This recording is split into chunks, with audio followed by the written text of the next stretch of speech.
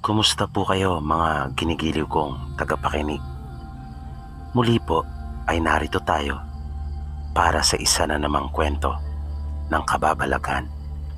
At tulad po ng dati ay hangad ko pong lagi na sana'y abutan po kayo ng pagtatanghal na ito na nasa mabuti pong kalagayan, ligtas sa anumang uri ng kapamakan at karamdaman.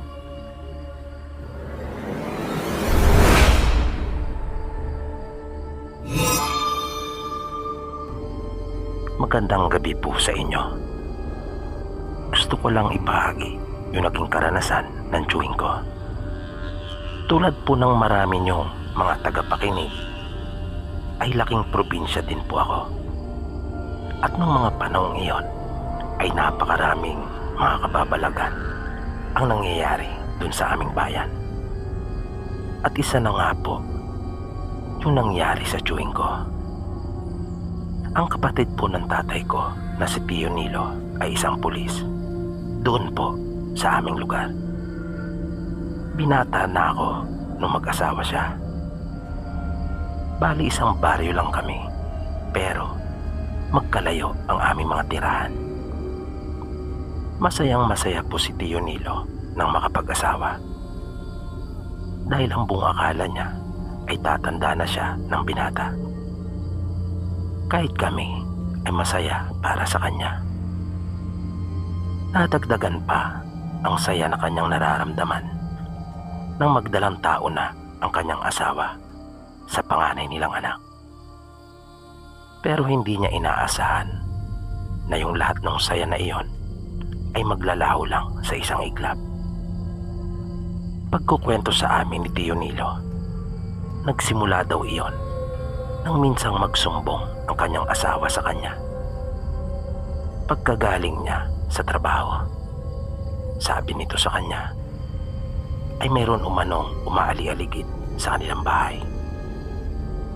Nag-uumpisa daw iyon bago mag-alas 6 ng gabi, kung kailan nagsisimula ng kumalat ang dilim at tumatagal ng kung ilang oras.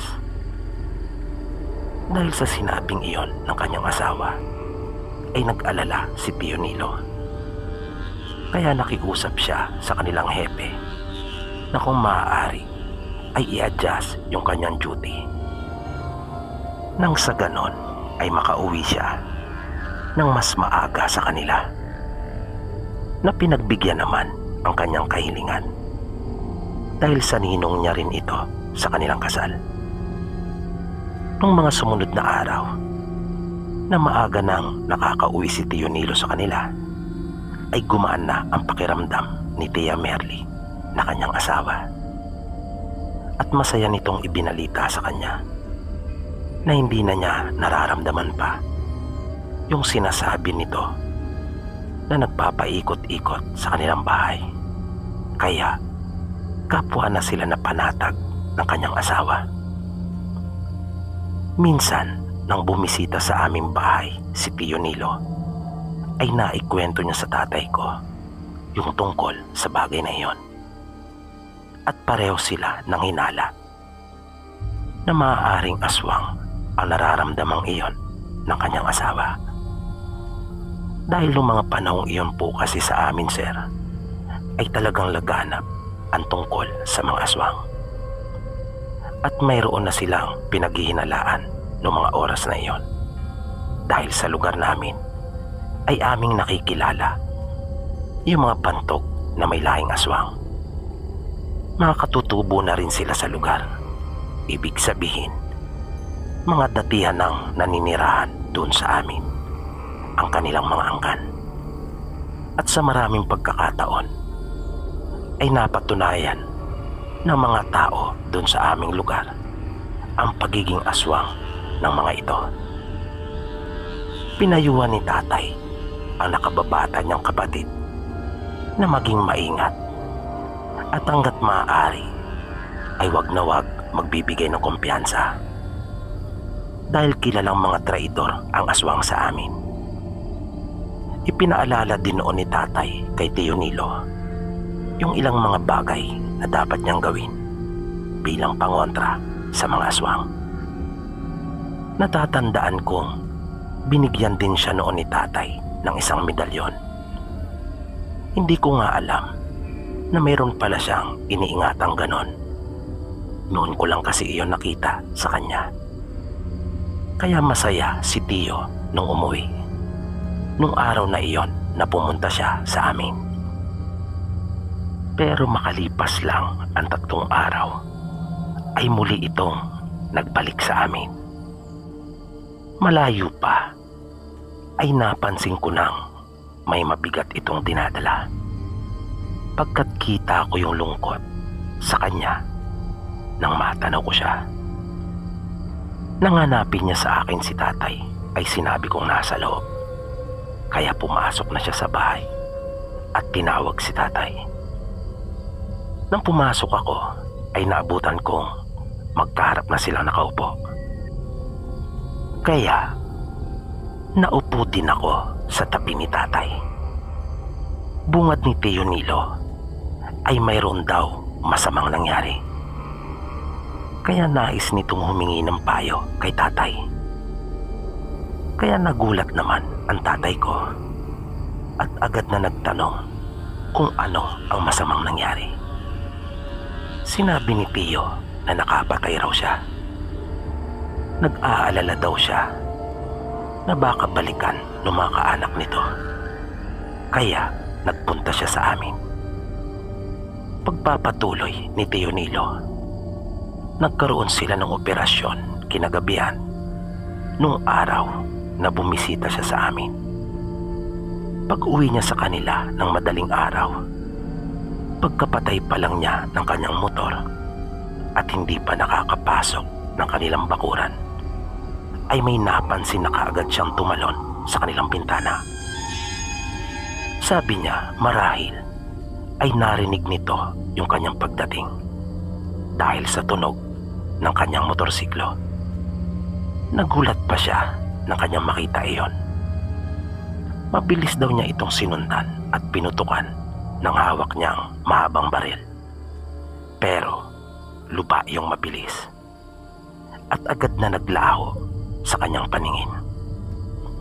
Kaya bumalik na lang siya sa kanila dahil naalala niya ang kanyang asawa. Pagpasok niya ng kanilang bahay ay naabutan niya ang kanyang asawa na umiiyak at duguan. Takot na takot ito at sinabing wala na raw ang kanilang anak. Para siyang pinagsakluban ng langit at lupa nang kanyang marinig iyon. Matinding galit ang kanyang naramdaman na napapansin kong napapatimbagan pa siya habang nagkukwento sa amin. Sabi ni Tio, matapos niyang maasikaso ang kanyang asawa, ay mabilis siya nag-impake. Napagpasyahan niya na kanya na munang ihahatid ang asawa sa mga magulang nito. At nang naroon na sila sa bahay ng kanyang mga biyanan, ay kanya silang binilinan na huwag ipaalam sa kahit na sino ang nangyari. Bumalik si Tio Nilo sa kanilang bahay. Armado ng kanyang baril na 38 at disabog, ay sumakay siyang muli sa kanyang motorsiklo.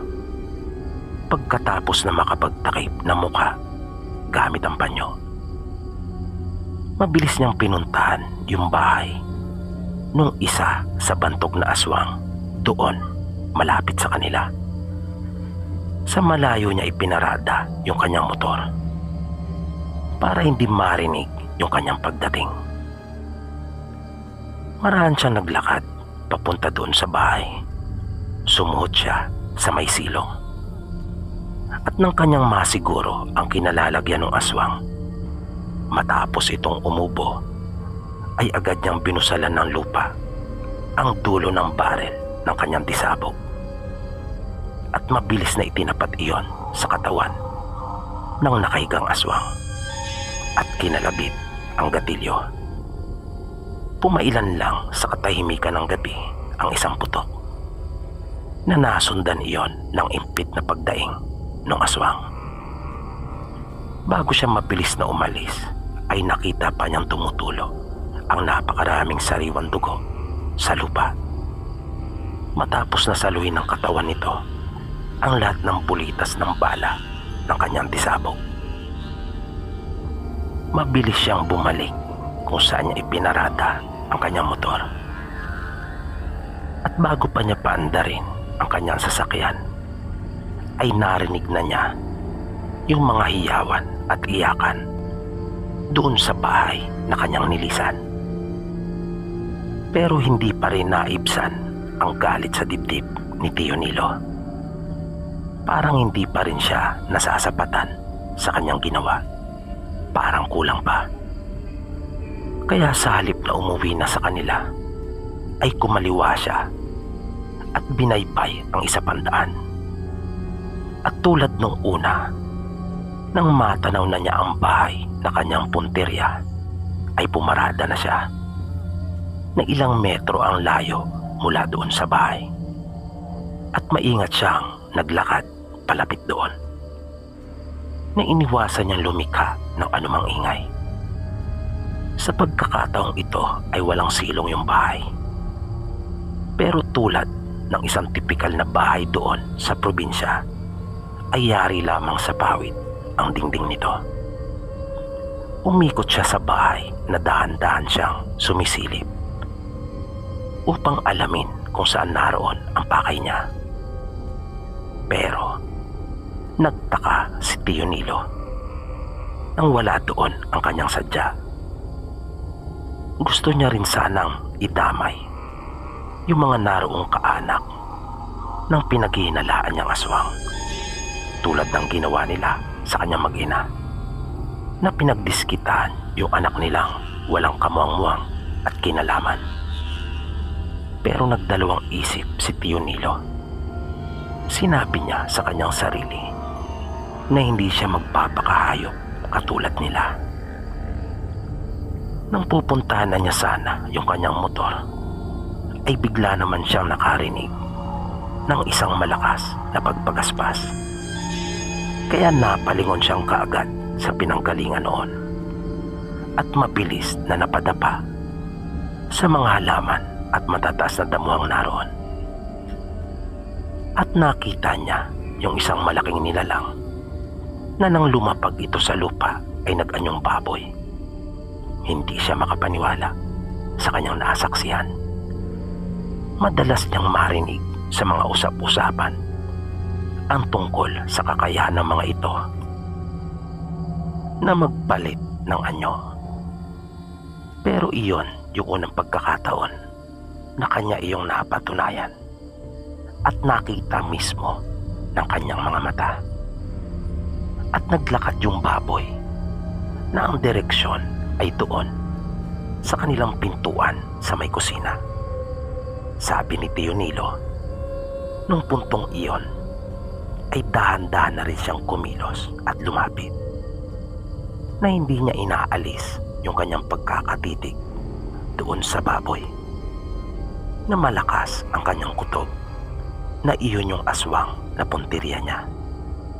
At hindi nga siya nagkamali, pagkat nang malapit na ito sa pinto ay nanumbalik na ito sa dati niyang anyo. At nang bubuksan na nito yung kanilang pintuan ay wala nang inaksaya pang sandali si Tio Nilo. Matapos na busalang muli ng lupa yung dulo ng kanyang baril, ay mabilis niya iyong tinakbo.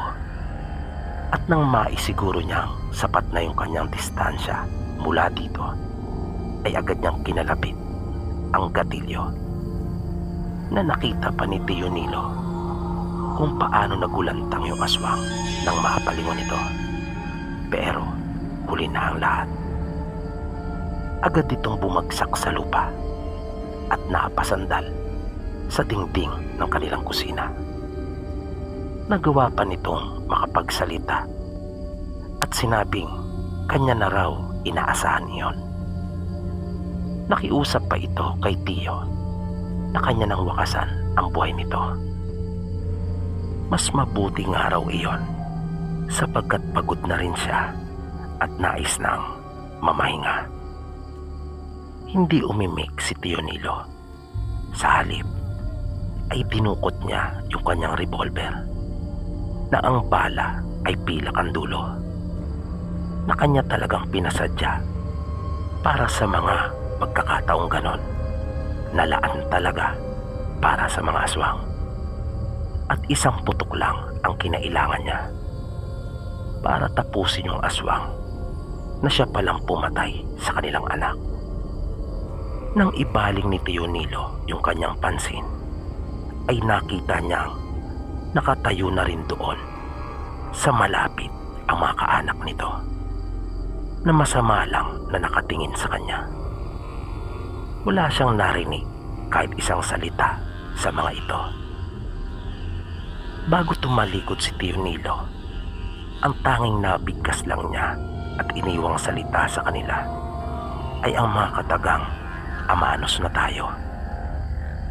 Pinayuhan ni tatay si Tio noon na magpalamig na muna doon sa aming mga kaanak sa kabilang lalawigan. Wala namang nagsampa ng anumang kaso laban sa kanya. Gusto pa sana noon ni Tio Nilo na puntahan yung iba pang bahay ng mga aswang, pero pinigilan na ito ni tatay. Nagpari-assign siya sa kanyang ninong na siyang hepe ng pulisya doon sa amin.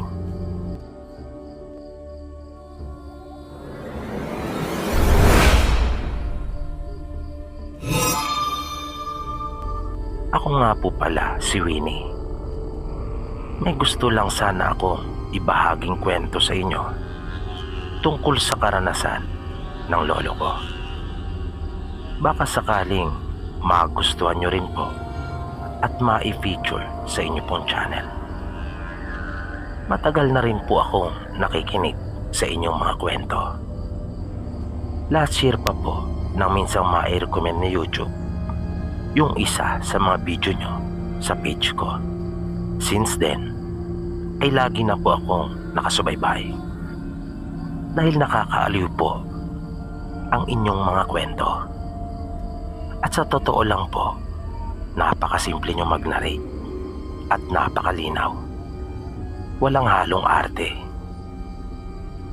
Hindi siya OA pakinggan at talaga pong nakakawala ng pagod. Lalo pa kapag galing ako sa trabaho. Ang lolo ko po kasi sir ay isang sabungero. Iyan lang po ang tanging niyang libangan doon sa aming probinsya. Bali tatay po siya ng mama ko. Hindi po siya umiinom o kaya'y naninigarilyo. At dahil sa masipag naman at hindi niya kinakalimutan yung kanyang mga obligasyon sa kanyang pamilya, kung kaya hinahayaan na lang rin ng lola ko. At palagi naman po itong nananalo. Minsan nga, nang dalhin nila si lolo sa bahay namin sa Maynila, ay sinubukan ito ng papa ko. Nagsabong sila sa Mandaluyong cockpit. At lahat ng sinabi ng lolo ko na pustahan ng tatay ko ay nanalong lahat. Dahil sa may kaibigan po itong malaking tao na ang tawag doon kanila nanay ay Agta. Pero hindi po iyan ang ikinayaman nila lolo at lola, dahil ayaw rin niyang abusuhin iyon. Ang Agta po, sabi ng mama ko, ay isang uri daw po ito ng engkanto. Noon ay minsan na siyang naisama ng lolo ko sa tinatawag na pag-aalay. 7 klase ang inihahanda nilang pagkain sa tuwing gagawin nila ang pag-aalay, na ang bilang ay tag-7 rin. At nung minsan kaming magbakasyon sa probinsya, ay nakita ko pa nga yung ikinukwento sa akin ni mama na pinaglalagyan ng mga pagkain na iyon sa tuwing magbibigay ang lolo ko sa kanyang kaibigan. Isa itong malaking bilao. Pero nung maisama ang mama ko minsan nang mag-alay si lolo, ay hindi niya nakita yung sinasabing kaibigan ng lolo ko. Tanging bakas lang ng mga paa nito ang napansin niya. Si lolo lang ang may kakayahang makakita sa kaibigan nito. At sa tuwing kanya itong kinakausap, ay parang bumubulong lang si lolo, sabi ni mama. Na nang minsan niya itong matsyempuhan, ay hindi niya rin maintindihan yung mga sinasabi. Si Lolo Ute ay may kakayahan ding manggamot dahil sa kaibigan niya. Pero hindi niya pinagtuunan ng higit na pansin yung tungkol sa bagay na iyon. Kapag may nagpapagamot ay tinutulungan naman niya. Pero hindi niya pinangangalandakan yung kakayahan niyang iyon. Hindi siya nagpapapila sa bahay nila o kung ano paman. Sa lugar din nila mama, si Lolo Ote ang nagpakalat at nagumpisa nung langis na ginawa niya na ang tawag kanila mama ay sinamak. Langis ito na mayroong iba't ibang uri ng halamang ugat. Mayroon din itong sangkap ng piling balat ng mga kahoy at marami pang iba na tanging si Lolo lang ang nakakaalam ng lahat ng mga sangkap na naroon. At epektibo yung nasabing langis na iyon sa iba't ibang uri ng sakit. At tulad po ng narinig ko dito sa inyong mga naibahagi ng kwento, ay kumukulo din po iyon kapag mayroong aswang. Minsan ay nagkayayaan sila lolo at ang kanyang mga kaibigan na dumayo ng sabong sa Karatig Bayan. Piyesta kasi doon, kung kaya hindi mawawala yung sabong. 5 dapat sila na pupunta noon, pero kalaunan ay 3 lang silang natuloy dahil sa may mga mahalagang gawain yung 2 niyang kumpare, kung kaya hindi nakasama. Tulad ng inaasahan ay marami ang mga dumayo din sa lugar, kung kaya napakaraming mga manok ang naroon na maaaring makalaban ng sa kanila. Silang 3 magkakaibigan ay may kanya-kanyang dala na sariling manok. Nang nagkakasukatan na, ay may lumapit sa kanila na isang grupo ng mga lalaki na mananabong din at dala ang kanilang manok. Inilapag din nila yung kanilang mga manok at sinabing patas na patas umano yung kanilang manok ni Lolo para magsalpukan. Kumbaga sa Ingles pa, ay match na match yung kanilang mga manok. Pero nakaramdam kaagad si Lolo ng hindi maganda at sinabi niyang yung kanilang mga dalang manok ay parehas, na napansin niya at ng kanyang mga kaibigan na tila natigilan yung lalaki sa kanyang sinabi at para itong nabigla. Sinabi ng lalaki na parehas din naman yung manok nila. Napailing si Lolo at sinabing kung tatanggalin daw niya yung karga ng kanilang manok ay magtatarian raw agad sila. Nakita niyang nangiti yung lalaki at ipinagpilitan na parehas umano yung kanilang mga manok. Binigyan niya si Lolo ng magandang laban na magiging triple ang pusta nila kapag sila ay nanalo, para lumaban lang ito. Kaya lalong lumakas ang kutob ni Lolo na hindi nga siya nagkakamali. May kargangang abilidad yung manok ng mga lalaki. Dahil sa sinabing iyon naman ng lalaki, kaya pinilit siya ng 2 niyang kaibigan na kanila nang ilaban yung kanilang manok. Dahil sa pag nagkataon ay malaki ang kanilang maiuwing pera. Bukod sa kanyang mga kaibigan, ay hindi rin siya nilubayan ng lalaki at ng mga kasama nito. Kaya napilitan na rin si Lolo Ote. Kaya matapos matarian yung tatlo nilang dalang mga manok, ay ipinila na ito na magkakasunod. Na nang mapasulyap siya sa lalaki, ay nakita niyang masayang masaya ito at nginitian pa si Lolo, na para bang sigurado na talaga ito sa kanilang pagkapanalo.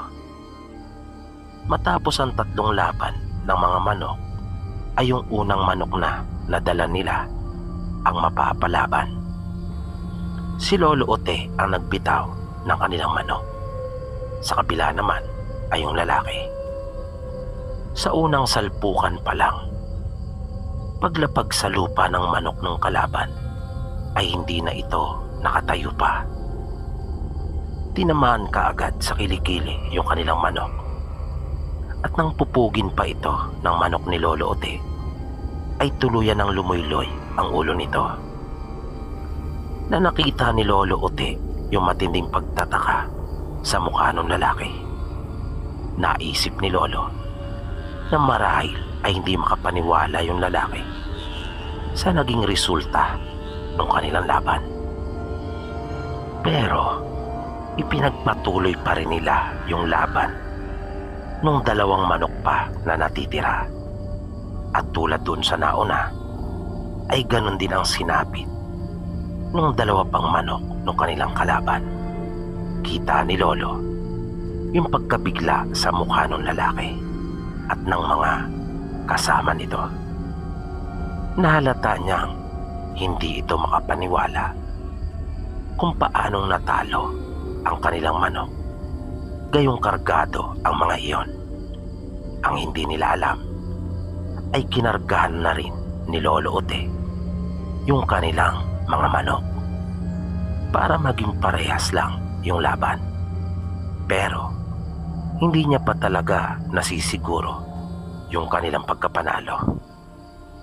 Ngunit makaraan yung unang laban, ay alam na ni Lolo Ote na mas mabigat yung anting na kanyang ikinarga sa kanilang mga manok kaysa doon sa kanilang kalaban.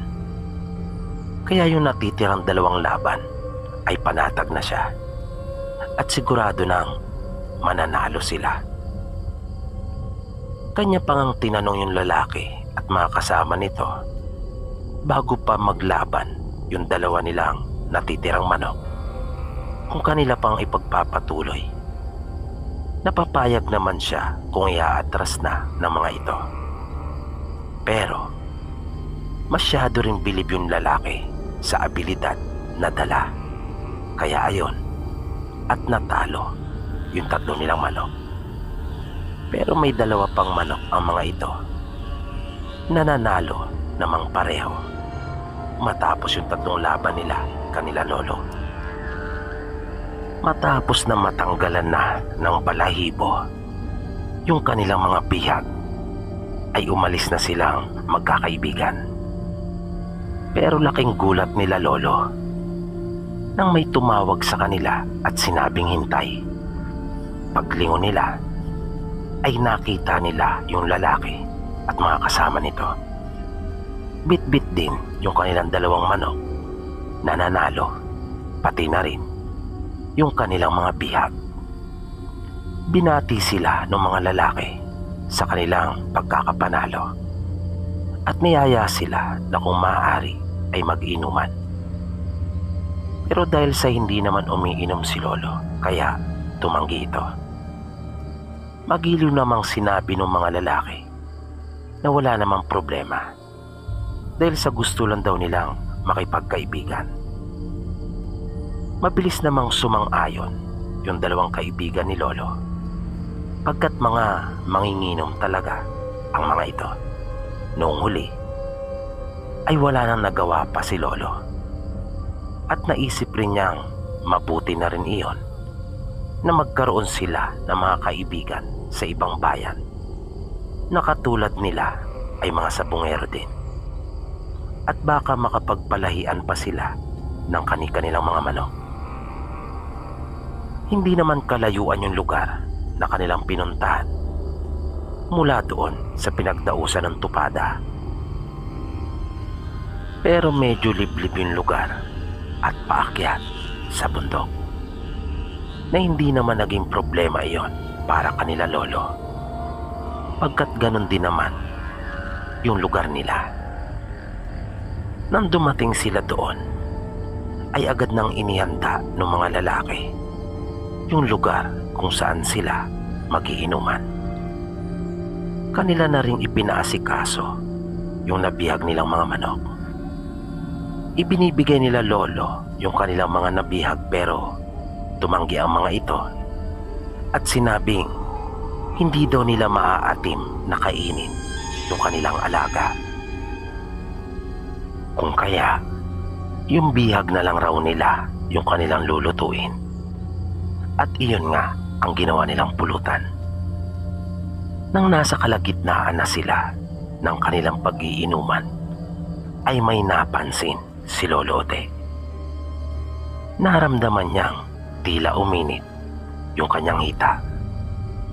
Kaya naging mapagmatsyag pa siya. Dahil alam niyang yung kanyang lana ang siyang uminit na iyon sa kanyang hita na nasa kanyang bulsa. At nang kanya iyong dukutin, nang magpaalam na sandali sa kanilang makaharap, ay nakita niyang kumukulo iyon. Kaya hindi nagustuhan ni Lolo Ote yung sitwasyon na kanilang kinalalagyang magkakaibigan. Pagbalik niya doon sa inuman, ay pasimple niyang binulungan yung mga kaibigan tungkol sa kanyang natuklasan. Nasa lugar sila na pinamumugaran ng mga aswang. Nang igala ni Lolo Ote yung kanyang paningin, ay nakita niyang halos lahat ng tao ay naroon na sa kanila ang atensyon. At unti-unti nang naglalapitan yung iba. Nakinabahan na siya pagkat tila napapalibutan na sila ng mga ito. Habang nagsasalita yung lalaki, ay pinutol iyon ni Lolo Ote. Sumabat siya at sinabing hindi daw nila maatim na kainin yung alaga nilang manok, pero maaatim ba raw nilang kumain ng tao matapos na tanggapin ang kanilang pakikipagkaibigan. Natameme yung lalaki at natigilan. Nakita nila Lolo na napatayo yung ibang kasama nito na kanilang kaharap sa inuman, pero pinigilan ng lalaki.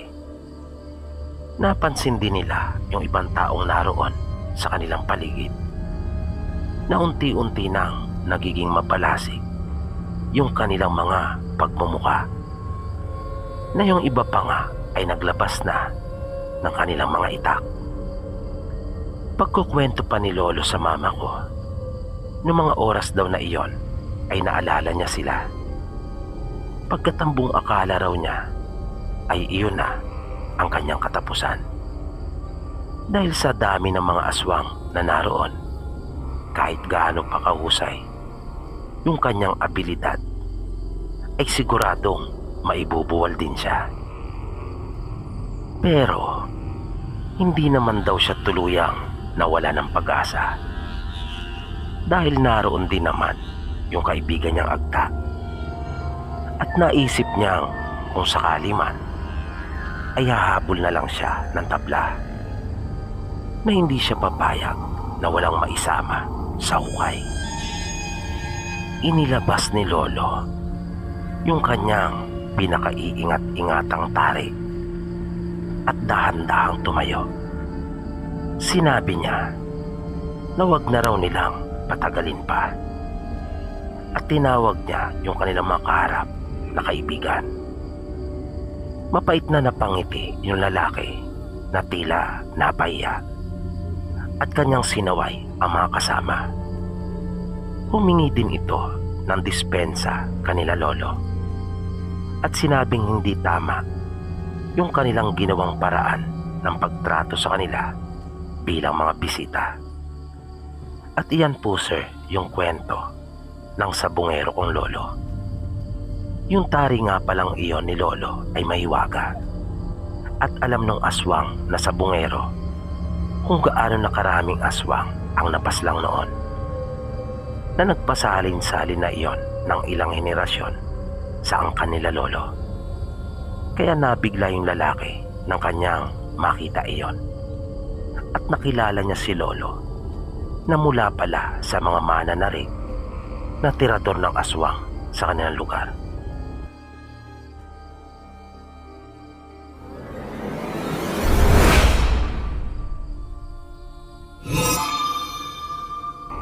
Isang magandang gabi po sa iyo, Sir PB.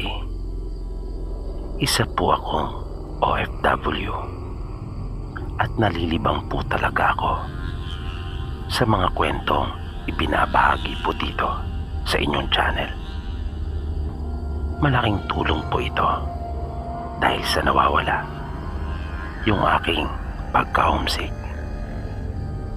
At sa tuwing ako'y nakikinig, pakiramdam ko ay para bang nasa Pinas ako. Tawagin mo na lang po ako sa pangalan Jeff. Gusto ko lang po sanang ibahagi yung mga naging karanasan ko. Sana ay magustuhan niyo po ito at mapili. Bago po kasi ako nakapangibang bansa, ay matagal din po ako naging driver ng jeep dyan sa atin. Ang totoo ay laking probinsya din po ako. Yun nga lang, dahil sa hirap ng pamumuhay doon, nangyayain ako ng isa kong kaibigan na lumuwas, ay hindi na ako nagdalawang isip na sumama. Hindi ko na lang po babanggitin yung lalawigan na aming pinuntahan, dahil naniniwala naman akong hindi naman sila lahat ay aswang doon. Nang makaluwas kami, ang buong akala ko ay magiging madali na yung takbo ng aking buhay. Pero nung una ay naisip kong mas mahirap pa sa buhay probinsya. Dahil sa probinsya namin, basta masipag ka lang ay makakakain ka. Samantalang sa lugar na napuntahan ko ay parang Maynila rin, na masipag ka nga, pero kung wala ka naman trabaho ay wala rin.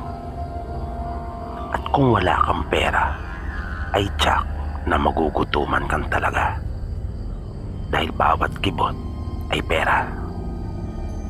Sa kabutihang palad naman, nung malapit nang maubos yung baon kong pera, ay nakahanap kami ng kaibigan ko ng trabaho. Naging helper kami sa isang paggawaan ng sasakyan. At kalaunan nga, ay doon ako natutong magmaneho. Sa tulong na rin ng mga mekaniko at driver na aking nakilala. Kaya nang makakuha na ako ng lisensya, ay nagpasya na akong magmaneho ng jeep. Inirekomenda ako ng isang driver na kaibigan ko sa kanyang operator. Kumbaga, ay siya na ang naging backer ko. Kung kaya, madali naman akong natanggap. Noong una ay nangapa din ako. Wala pa kasi akong gaanong diskarte pagdating sa kalsada at pamamasahero. Pero matapos ang isang buwan, ay unti-unting gumanda na rin ang kita ko. Hanggang sa tuluyan ko ng magamay. Ngunit sa pagiging driver ko, ay nasaksihan at naranasan ko ang napakaraming kababalagan. Isa na dito, yung tungkol sa mga espiritong gala o ligaw na tinatawag nila na hindi matahimik. At ganoon na rin yung tungkol sa aswang. Nangyari yung una kong karanasan nang minsang pag-garahe na ako. Habang binabaybay ko yung daan papunta sa aming garahe, ay may daraanan kasi doong isang bahagi na talagang madilim, na wala talagang poste ng ilaw. Kaya ang tanging liwanag lang na makikita ay yung ilaw ng mga sasakyan. Wala rin doong naglalakas ng loob na maglakad kapag gabi, dahil minsan na iyong naging tapunan ng mga patay, lalo na noong uso pa umano ang salvage.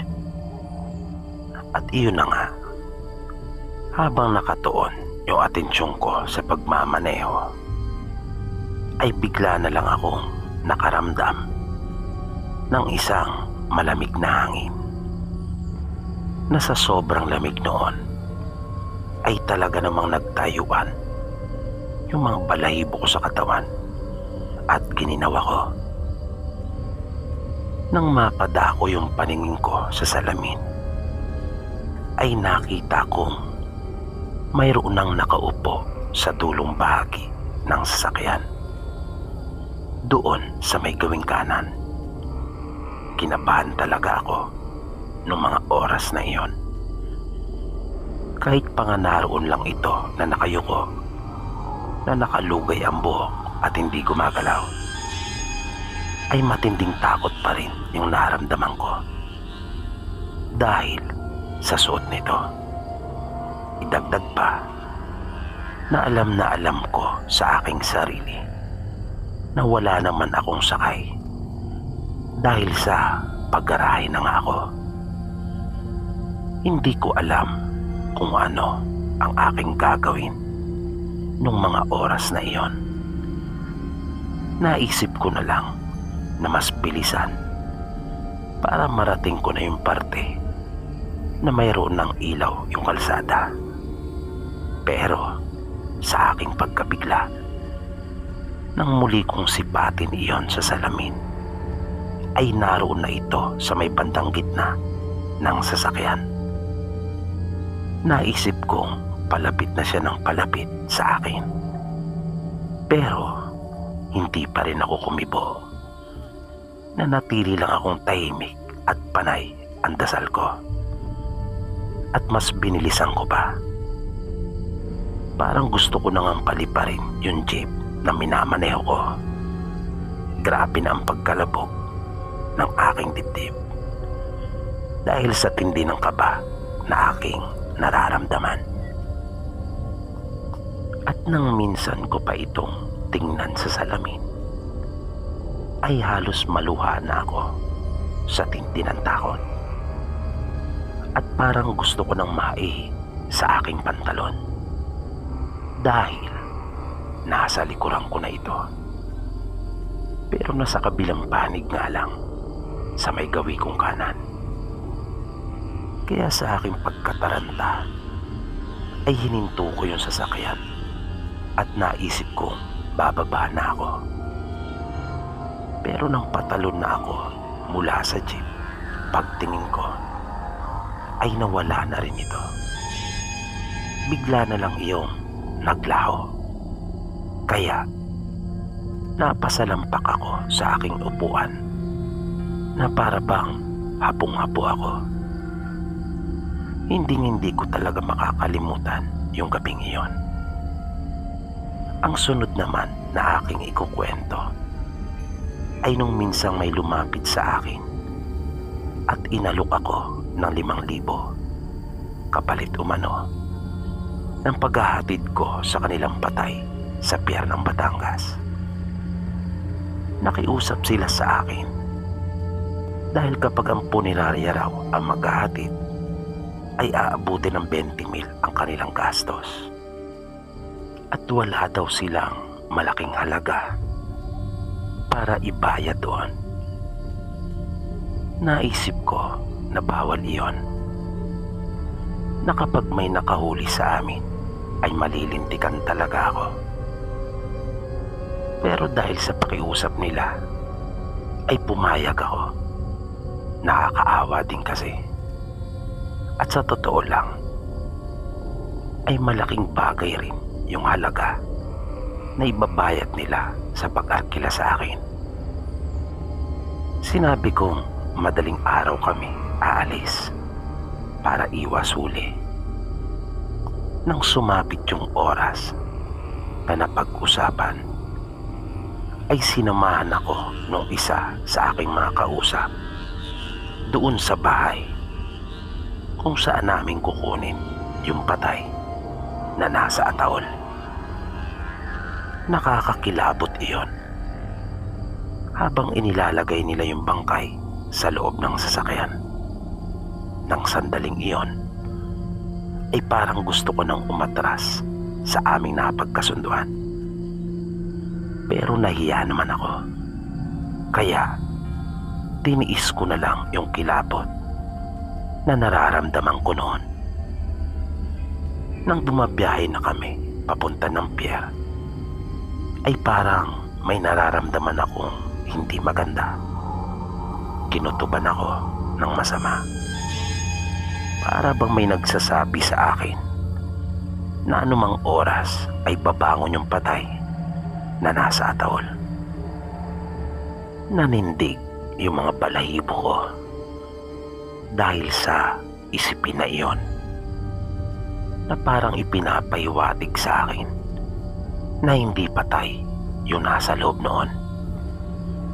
At nang malapit na nga kami sa pier, ay doon na nagkatotoong lahat yung hinala ko. Ang bigla na lang akong makarinig ng mga nakakakilabot na tunog. Parang tunog po iyon, Sir Pipi, ng isang hayop na mabangis. At nasundan pa iyon ng sunod-sunod na pagkalabog na kinakalampag yung ataol, na tila ba yung nasa loob noon ay nagsisikap na makalabas. Di nagtagal ay di ko na talaga nakayanan pa yung mga ingay na iyon na nakapagdulot sa akin ng matinding takot.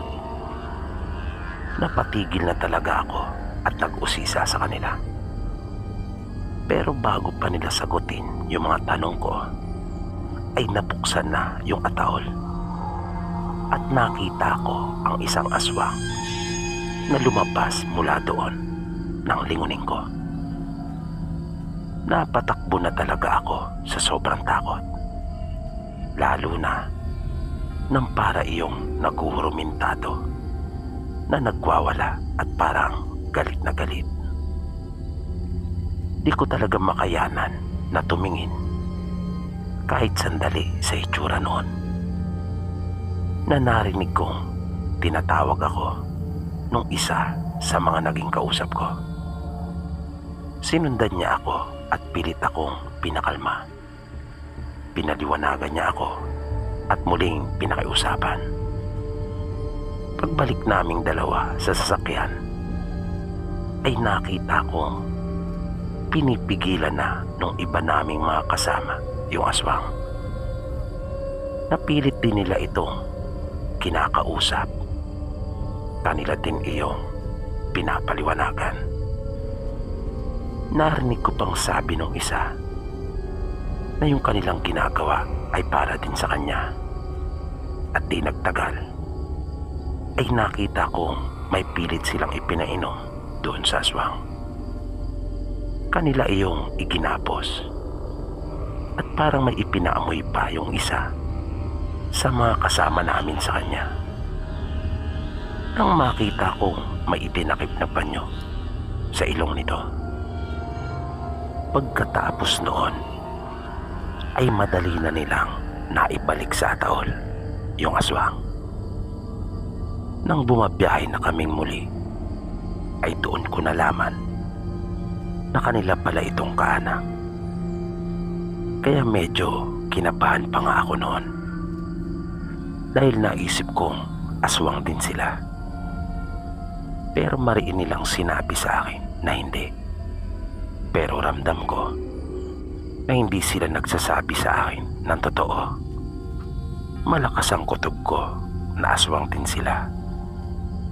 Hindi lang siguro nila magawa akong saktan dahil sa pabor na kanilang hinihingi sa akin. At dahil na rin siguro maayos naman ang aming naging pag-uusap. Sabi pa nung isa na katabi ko habang bumabiyahe, hindi raw nila maintindihan kung bakit hindi na bumalik sa normal na anyo yung kaanak nila.